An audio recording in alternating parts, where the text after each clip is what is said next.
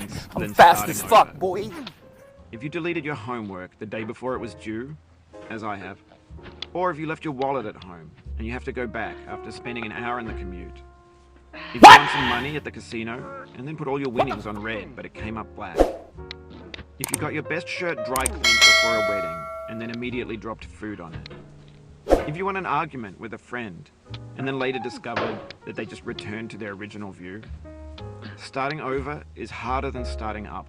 Oh If you're not my ready for that, god! like if you've already had a bad day, then what you're about to go through might be too much. Feel free to go away and come back. I'll be here. Alright, thanks for coming with me on this trip. I'll understand if you have to take a break at any point. Just find a safe place to stop and quit the game. And don't worry, I'll save your progress, always, even your mistakes. What does that shot? This game is a homage to a free game that came out in 2002, titled Sexy Hiking. The author of that game was Jazzuo, a mysterious Czech designer who was known at the time as the father of B games. And B games are rough assemblages of found objects.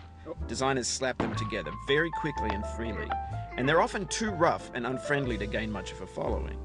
They're built more for the joy of building them than as polished products. Yeah, boy. In a certain way, Sexy Hiking is the perfect embodiment of a B game. It's built almost entirely out of found and recycled parts, and it's one of the most unusual and unfriendly games of its time. In it, your task is simply to drag yourself up a mountain with a hammer. And that act of climbing, in the digital world or in real life, has certain essential properties that give the game its flavor. No amount of forward progress is guaranteed. Some cliffs are too sheer or too slippery, and the player is constantly, unremittingly in danger of falling and losing everything. Anyway, when you start Sexy Hiking, you're standing next to this dead tree that blocks the way to the entire rest of the game. It might take you an hour to get over that tree, and a lot of people never got past it. You prod and you poke at it, exploring the limits of your reach and your strength, trying to find a way up and over. And there's a sense of truth in that lack of compromise. Most obstacles in video game worlds are fake. You can be completely confident in your ability to get through them once you have the correct method or the correct equipment or just by spending enough time. In that sense, every pixelated obstacle in Sexy Hiking is real. No! The God! obstacles in Sexy Hiking are unyielding. No! And that makes the game uniquely frustrating. Abbe sale. But I'm not sure Jazzuo intended. Frustration is just essential to the act of climbing, and it's authentic to the process of building a game development. A funny thing happened to me as I was building this mountain. I'd have an idea for a new obstacle, and I'd build it, test it, and it would usually turn out to be unreasonably hard. But I couldn't bring myself to make it easier. It already felt like my inability to get past the new obstacle was my fault as a player rather than as a builder. Imaginary mountains build themselves from our efforts to climb them, and it's our repeated attempts to reach the summit that turns those mountains into something real. When you're building a video game world, you're building with ideas, and that can be like working with quickset cement. You mold your ideas into a certain shape that can be played with, and in the process of playing with them, they begin to harden and set until they're immutable, like rock. And at that point, you can't change the world, not without breaking it into pieces and starting fresh with new ideas. For years now, people have been predicting that games would soon be made out of prefabricated objects, bought in a store and assembled into a world. And for the most part, that hasn't happened, because the objects in the stores are trash. I don't mean they look bad or that they're bad. I mean they're trash in the way that food becomes trash as soon as you put it in the sink. Things are made to be consumed and used in a certain context, and once the moment is gone, they transform into garbage. In the context of technology, those moments pass by in seconds. Over time, we've poured more and more refuse into this vast digital landfill that we call the internet. It now vastly outnumbers and outweighs the things that are fresh and untainted and unused. When everything around us is cultural trash, trash becomes the new medium, the lingua franca of the digital age. And you can build culture out of trash, but only trash culture. B games, B movies, B music, B philosophy. Maybe this is what digital culture is. A monstrous mountain of trash, the ash heap of creativity's fountain. A landfill with everything we ever thought of in it. Grand, infinite, and unsorted. There's 3D models of breakfast, Gen X's fanfic novels, scan magazines, green screen Shia LaBeouf, banned snuff scenes on LiveLeak. Facebook's got lifelike bots with unbranded adverts and candid shots of Kanye and Taylor Swift mashups, car crash epic failed GIFs, Russian dashcam vids, discussions of McRibs, discarded, forgotten, unrecycled, muddled, rotten, untitled. Everything's fresh for about 6 seconds, until some newer thing beckons, and we hit refresh. And there's years of persevering, disappearing into the pile, out of style, out of sight.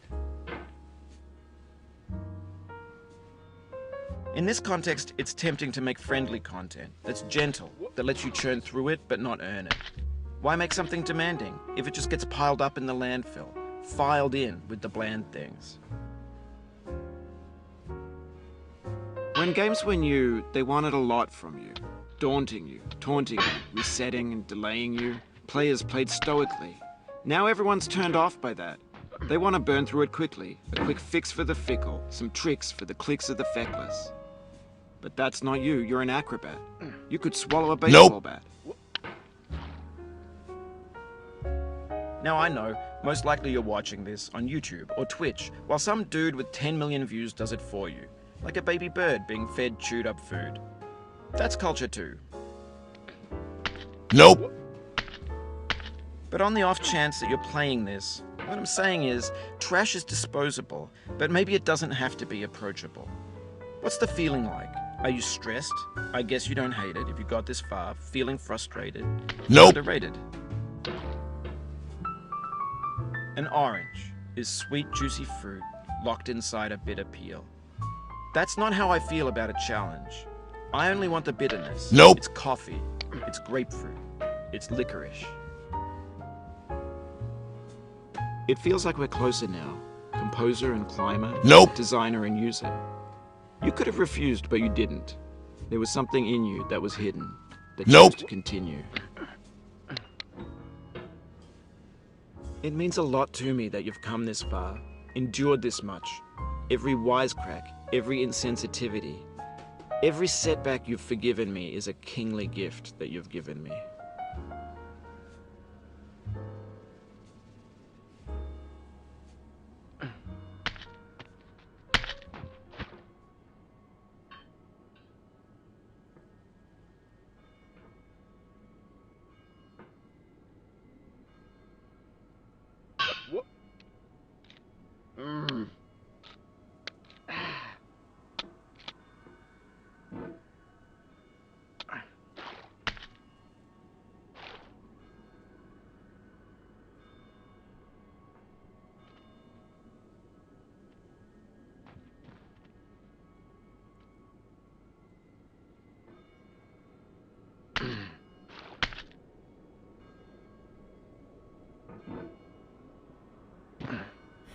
Yeah, boy.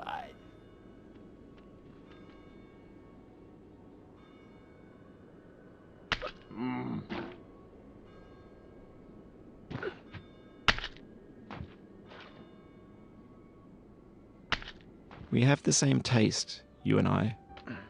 It's not ambition. It's ambition's opposite. An obdurate mission to taste defeat. You'll feel bad if you win, so I put this snake in for you.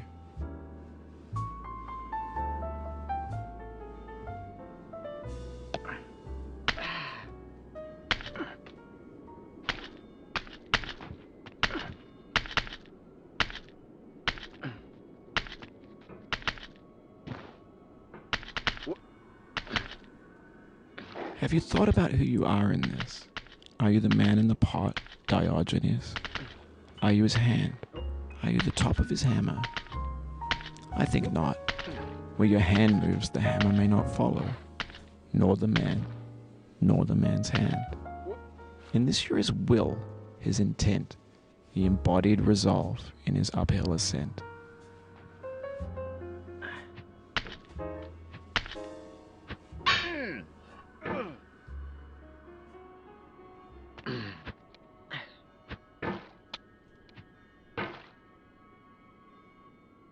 Now, you've conquered the ice cliff, the platforms, the मालूम है तेरे बाप को मत सिखा चल rectory, the living room and the factory, the playground, the construction site, the granite rocks, and the lakeside. You've learned to hike.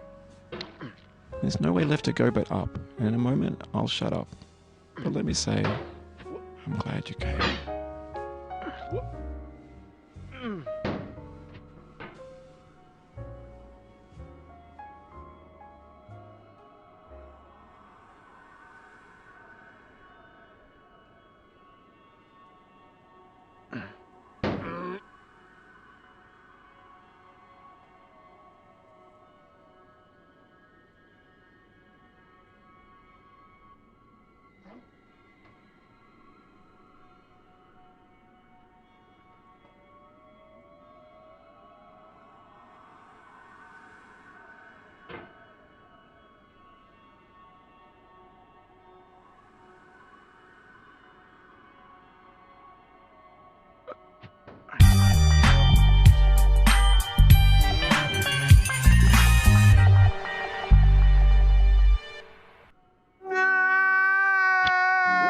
I dedicate this game to you, the one who came this far.